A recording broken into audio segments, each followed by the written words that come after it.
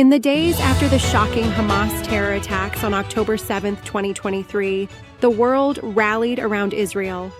Landmarks like the Empire State Building, the Eiffel Tower, and the Brandenburg Gate lit up in Israel's blue and white, symbols of global solidarity after the worst tragedy for Jews since the Holocaust. But almost 2 years later, that solidarity has eroded. Israel's ongoing military campaign in Gaza has killed tens of thousands of civilians, displaced hundreds of thousands more, and fueled hunger and even famine. In today's world of constant social media, those images reach billions of screens daily. And the result?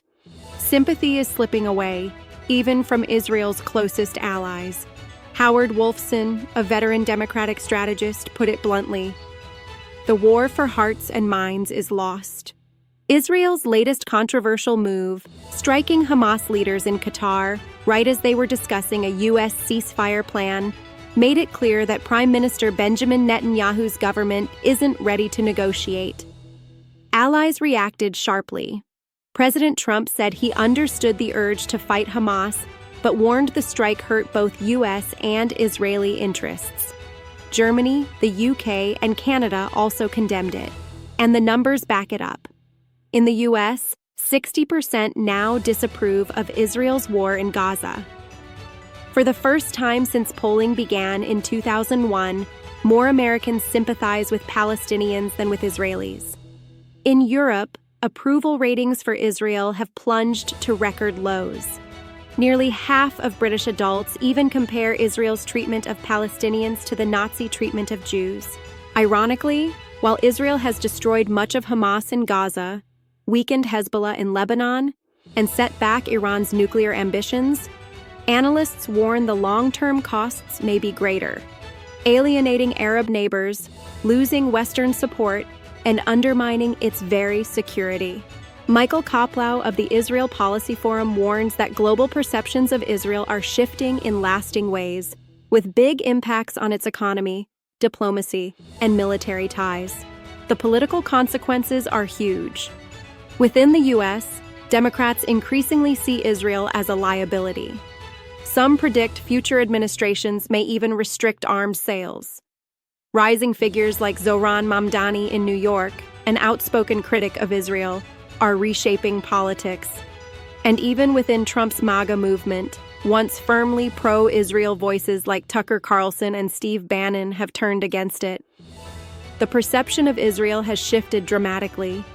To older generations, Israel was David, the small nation fighting to survive. But today, especially among younger people, Israel looks more like Goliath, the enforcer of occupation.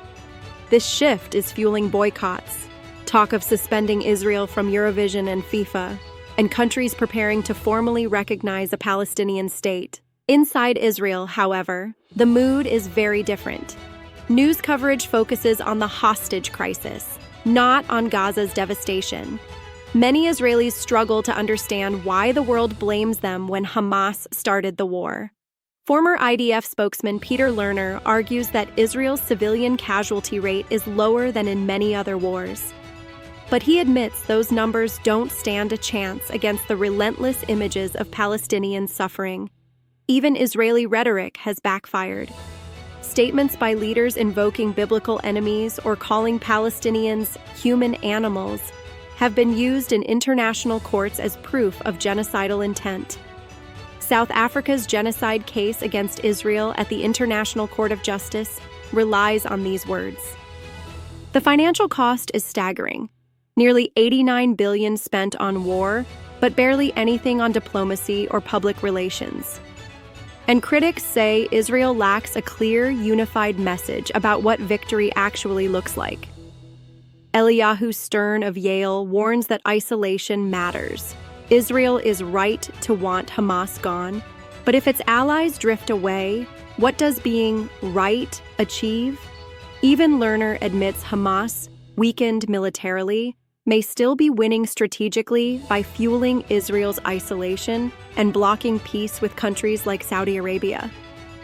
In short, Israel may be winning battles, but it risks losing the world. Let's talk. What's your take on all this? Thanks for watching. This powerful analysis was written by David Luhnow and Joshua Chaffin for the Wall Street Journal on September 13, 2025. Full credit to them for their reporting and insight.